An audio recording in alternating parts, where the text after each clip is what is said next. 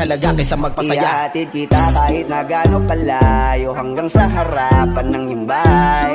Magmamanok ako lagi sa iyong nanay, at hindi rin ako tatanggi kay tatay, kada bigay ng tagay. Mag-text o tawag ka kapag kailangan mo ko, kahit alas stress ng madaling araw pa seryoso. Ano bang pinakain mo, bakit nagkaganto ko? Sa'yo lang ako nakaranas na maging seloso. Hiya baka mahal na nga kita, at di ko na yun ikakaya.